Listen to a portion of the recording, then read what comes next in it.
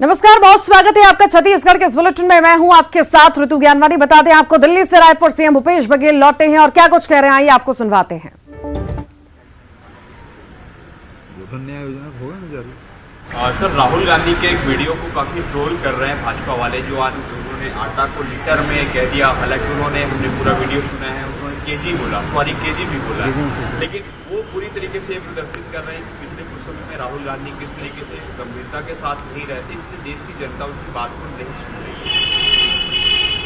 Bharatiya Janata party के लोग तो सुन रहे हैं ना, एक एक शब्द सुन रहे हैं। अरे तो उनके जो कहे हुए बात को तो मान लो। महंगाई बढ़ी हुई है, जनता परेशान है, कम से कम कर दो। सस्ता में पेट्रोल डीजल रसोई गैस मिल जाए। आज कोई रिफ्यूलिंग करा रहा है क्या रसोई गैस? और उन्होंने सुधार लिया। और प्रधानमंत्री जी विदेश में जाते हैं और कहते हैं कि 600 करोड़ मतदाता ने वोट डाला। हिंदुस्तान की जनसंख्या 135 करोड़ है और 600 करोड़ मतदाता कहां कर लिए? इसके बारे में भारतीय जनता पार्टी को कुछ बोलेंगे? या गृह मंत्री जी उत्तर प्रदेश के चुनाव में कहते हैं कि इंटर के बाद जो 10वीं में एडमिशन लेगा, कभी होता है? तो इस प्रकार के कभी कभी जबान फिसल जाती है, लेकिन उन्होंने सुधारा नहीं। राहुल गांधी थी, 1 सेकंड भी नहीं लगा कि उन्होंने तुरंत सुधार लिया। फ्लो में बोल रहे थे, क्योंकि दूध के बारे में बात हुई, उसके बाद आटा में आया और उसको भी किलो में बोल दिए। तो आप उसके पीछे पड़े। आपको देश के मूल समस्याओं के बारे में यदि विपक्ष के नेता यदि कोई बात कहते हैं तो गंभीरता से उसकी जवाब देना चाहिए, उसका हंसी नहीं उड़ाना चाहिए। क्या यही सिखाया जाता है? अभी 3 दिन के शिविर होगा, क्या यही सिखाया जाएगा? किस प्रकार से विरोधी नेताओं को इस प्रकार से उपहास उड़ाना? क्या इस प्रकार के उपहास, यहां हम सत्ता में हैं, क्या भारतीय जनता पार्टी के नेताओं को इस प्रकार से उपहास उड़ाते हैं? उनके बताए हुए जो मुद्दे हैं उसे गंभीरता से लेते हैं। कितनी बार इनकी जवानी फिसली है। रमन सिंह तो मोदी जी को श्रद्धांजलि दे दिए थे इसी रायपुर में, याद है आपको? कोई वीडियो दिखाना पड़ेगा। मोदी जी को श्रद्धांजलि दे दिए थे। आपको निकाल के दे दूंगा मैं, वीडियो होगा, पुराना वीडियो कहीं।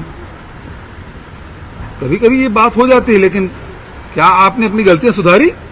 नहीं। यहां तो राहुल जी तो 1 सेकंड नहीं लगा, खुद ही उन्होंने कहा किलो नहीं लीटर। बेरोजगारी दर को लेकर अलग अलग जो है स्थिति दिखाई दे, क्या है राज्य में स्थिति बेरोजगारी दर? बेरोजगारी दर सबसे कम है। भारत सरकार जितने भी इस प्रकार के सर्वे होते थे, आंकड़े निकलते थे देश में महंगाई के बारे में, बेरोजगारी के बारे में, अन्य आंकड़े आते थे, सबको बंद कर दिया। देश को जानकारी ही नहीं। अब जो आंकड़े आ रहे हैं उसे गलत बताने में लगे हुए हैं। तो आप क्यों जारी नहीं करते? आप जारी करो। कौन रोका? आपने बंद क्यों किया? ताकि देश की जनता की पता मत चले और दूसरे जो आंकड़े जारी करे उसको गलत बताओ। ये भाजपा को केंद्रीय नेतृत्व छत्तीसगढ़ में काफी कमजोर मान रहा है। लगातार दौरे भी चल रहे हैं और आने वाले दिनों में आरएसएस की बड़ी बैठक की 3 दिन की यहाँ बैठक है। मोहन भागवत पहले आए, कैसे देख रहे हैं? भाजपा को फायदा हो पाएगा? भारतीय जनता पार्टी ने खुद अपनी स्थिति कमजोर मान ली है, तभी वो बार बार आ रहे हैं और अपने नेताओं को सबको मार्गदर्शी मंडल में शामिल कर रहे हैं, जबकि उम्र नहीं हुई है। चाहे वो डॉक्टर रमन सिंह के हो, चाहे ब्रिजमोहन जी के हो, चाहे अजय जी का हो, लेकिन अभी से उसको सब मार्गदर्शी मंडल में डाल दिए।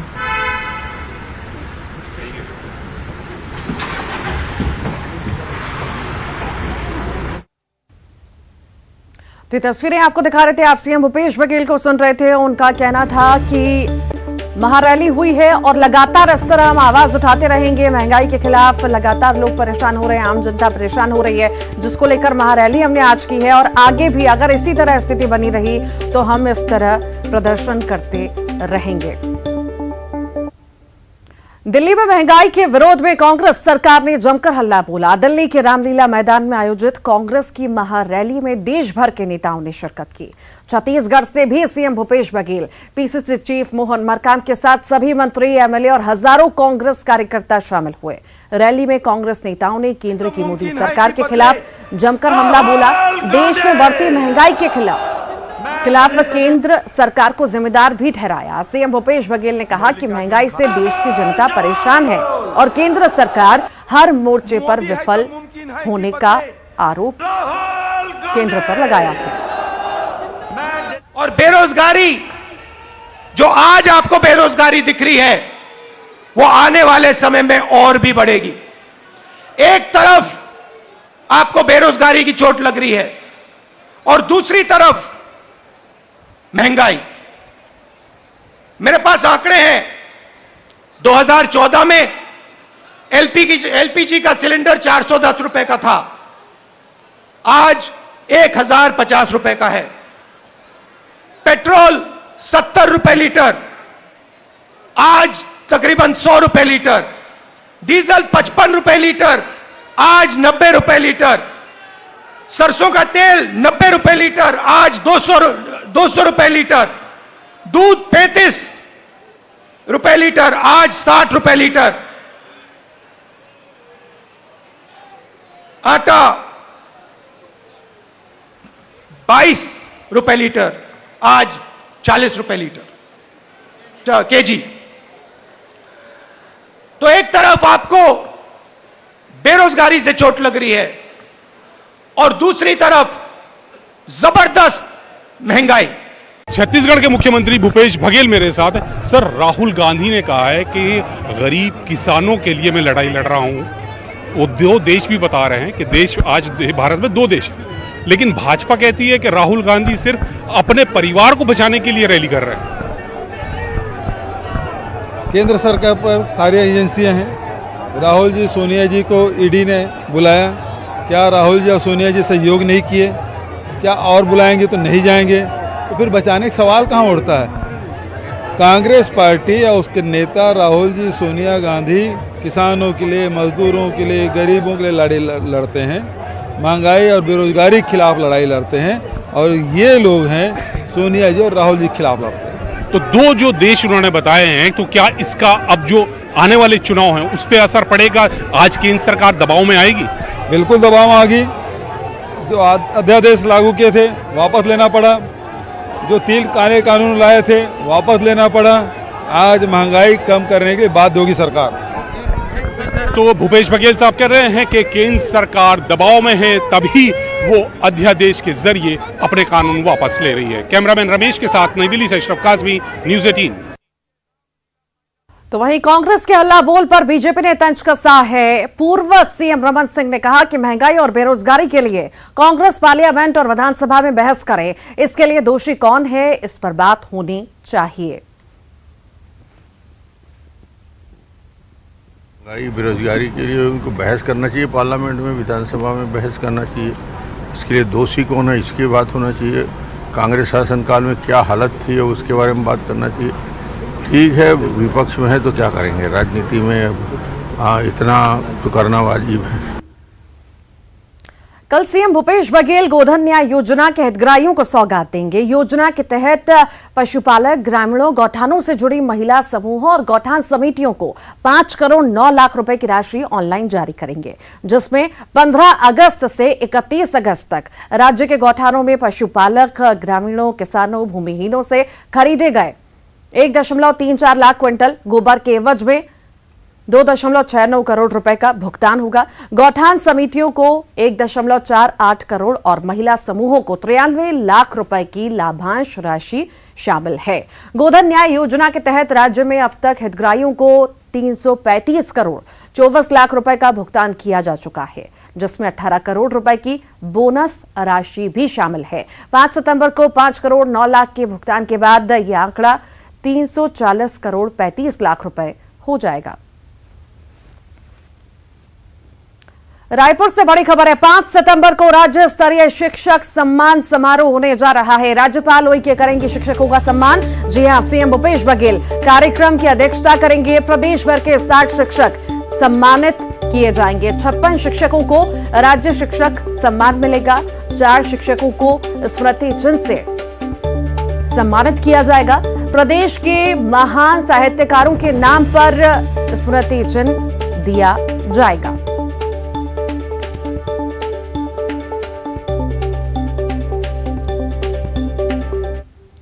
रायपुर के मेफेयर रिसोर्ट में रुके झारखंड के 35 विधायक एक साथ रांची पहुंच गए हैं। झारखंड 35 विधायक चार्टर्ड प्लेन से रांची पहुंचे। कल झारखंड में विधानसभा का विशेष सत्र है, जिसमें शामिल होने के लिए सभी विधायक रायपुर से रांची पहुंचे। हॉर्स ट्रेडिंग से बचाने के लिए सभी विधायक रायपुर लाए गए थे और मेफेयर रिसोर्ट में रुके थे।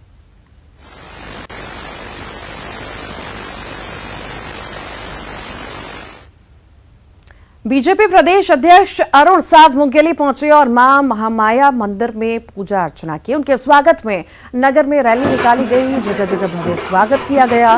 प्रदेश अध्यक्ष अरुण साव ने कहा कि जनता भाजपा के साथ है, भाजपा जनता की आवाज बनेगी और वादा खिलाफी करने वाली कांग्रेस सरकार से प्रदेश को मुक्ति दिलाएगी।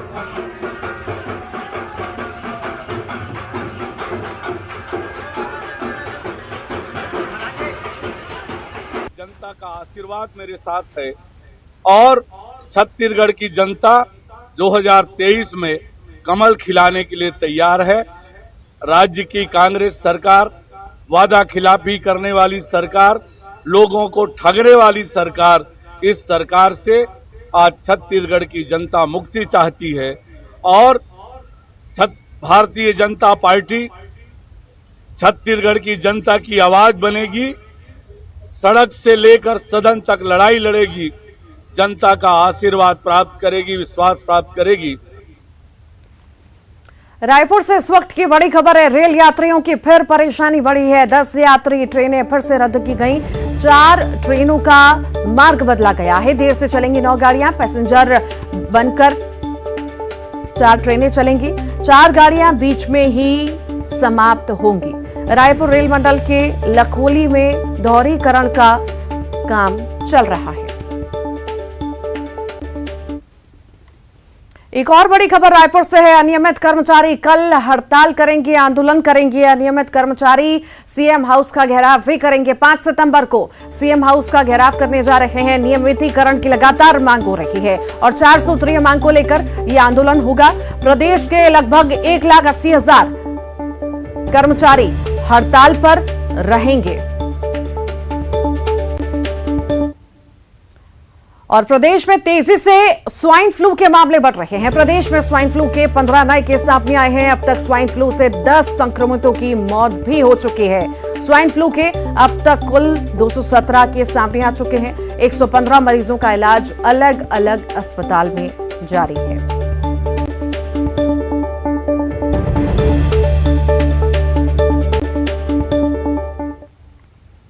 अंबिकापुर में झोलाछाप डॉक्टरों के खिलाफ जिला प्रशासन ने शिकंजा कसना शुरू कर दिया है। असालो गांव में संचालित हो रहे अवैध क्लिनिक को प्रशासन ने सील कर दिया। गौतम हालदार नाम के व्यक्ति ये अवैध क्लिनिक चला रहा था। ग्रामीणों की शिकायत पर कार्रवाई की गई है। कलेक्टर कुंदन कुमार ने कार्रवाई के निर्देश भी दिए थे।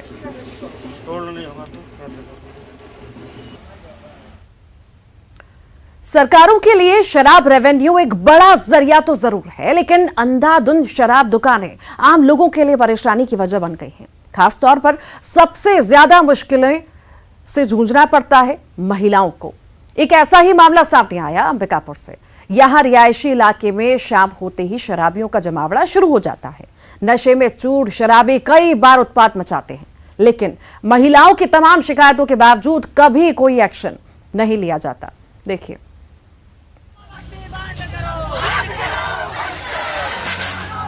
आवेदन, निवेदन और आंदोलन सब किया, लेकिन शराबियों के आतंक से मुक्ति नहीं मिली। ये व्यवस्था है अंबिकापुर के इस रिहायशी इलाके की महिलाओं की। गंगापुर इलाके का ये शराब दुकान महिलाओं के लिए मुसीबत बन चुका है। शराब दुकान के बगल में रोजगार कार्यालय और ग्रामीण रोजगार ट्रेनिंग सेंटर हैं, जहां महिलाओं का आना जाना रहता है, लेकिन शराबियों के उत्पात की वजह से महिलाओं का यहां से गुजरना दूभर हो चुका है। महिलाओं ने शराब दुकान को हटाने की मांग को लेकर आंदोलन भी किया। एक बार तो शराब दुकान में ताला तक जड़ दिया, लेकिन इतने विरोध के बावजूद यहां से शराब दुकान नहीं हटाई गई। महिलाओं का आरोप है कि शराब दुकान हटाने के बजाय यहां से रोजगार कार्यालय ही शिफ्ट कर दिया गया। और तो और जो अधिकारी शराब दुकान हटाने की हिमायत करते हैं, उन्हें हटा दिया जाता है। मोहल्ले में दारू भट्टी खुल गया है। अब इतना सब बच्चे लोग के भी, सियाना लोग के भी, हम लोग के भी खुद का और खुद का बेटी पोतों के सब का परेशानी बढ़ गया है। ना बच्चे खेल पाते हैं, ना बहुआ बेटी रोड में निकल पाते हैं, ना हम लोग खुद नहीं चल सकते हैं। बहुत लड़े, बहुत आंदोलन किए, लेकिन कोई सुनवाई नहीं। देखिए, दारू भट्टी के लिए हम लोग बहुत आंदोलन किए, बहुत हर तरह का कोशिश किए, लेकिन दारू भट्टी को तो नहीं हटाए लोग, लेकिन रोजगार कार्यालय हटा दिए। और जहाँ जहाँ भी गए हम लोग, तो जो तैयार भी हुए हटवाने के लिए, वो उनको उस पद से ही हटा दिया गया। यहाँ से ही उनका ट्रांसफर करवाते रहे लोग। महिलाएं यहाँ शराबियों से परेशान हैं। वो छेड़छाड़ से भी गुरेज नहीं करते। आलम यह है कि शाम ढलते ही महिलाओं को घरों में कैद होना पड़ता है। इस मामले को लेकर बीजेपी ने भी कांग्रेस सरकार पर निशाना साधा है।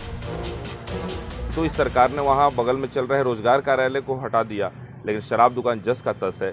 शराबबंदी के नाम पर कांग्रेस पार्टी सरकार में आई है और शराब को बढ़ावा देने के लिए और जनता की उम्मीदों और आकांक्षाओं को कुचलने के लिए जनता इनको सबक जरूर सिखाएगी।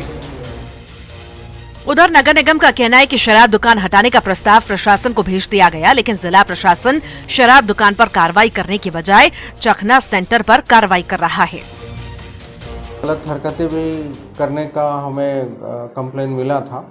इस तारतम्य में निगम ने पूरा समिति के द्वारा जो डिसीजन हुआ कि उसको रिहायशी इलाके से दूसरे क्षेत्र में कहीं शिफ्ट किया जाए, इस मंशा को हम लोगों ने माननीय कलेक्टर महोदय को प्रेषित कर दिया है, क्योंकि कलेक्टर सेक्टर के ही अधिकार क्षेत्र का है। और मुझे लगता है कि उस पर कार्रवाई जल्दी होनी चाहिए, क्योंकि कभी भी अप्रिय स्थिति बन सकती है। कुछ माह पहले इस प्रकार की शिकायत प्राप्त हुई थी। लोग वहां मांग कर रहे थे कि दुकान को कहीं और शिफ्ट किया जाए, और इस संबंध में मेरे द्वारा और पुलिस विभाग एवं आबकारी विभाग के अधिकारी द्वारा संयुक्त निरीक्षण भी किया गया था। तो निरीक्षण में हमने मुख्य रूप से ये पाया था, स्थानीय रहवासियों से भी हमने बातचीत की थी। स्थानीय रहवासियों को इससे समस्या है कि कई लोग वहीं पर शराब पीते हैं और वहाँ के स्थानीय लोगों को मतलब किसी गाली गलौज या इत्यादि इस तरह की गतिविधि करके वो तंग करते हैं। तो इस संबंध में समय समय पर प्रशासन, पुलिस एवं आबकारी विभाग द्वारा ऐसे लोगों पर एक तो उनको निर्देश दिया जाता है कि किसी अपने घर में जाके उसका सेवन करें किसी भी स्थिति में। वहाँ स्थानीय रहवासियों को किसी प्रकार की असुविधा न हो, इस बात का ध्यान रखें। नगर निगम के महापौर भी मानते हैं कि यहाँ असामाजिक तत्वों के जमावड़े की वजह से कभी कोई अप्रिय घटना हो सकती है, लेकिन शराब दुकान संचालक के रसूख के आगे सब बेबस हैं। श्रवण कुमार महंत, न्यूज़ 18, मध्य प्रदेश, छत्तीसगढ़।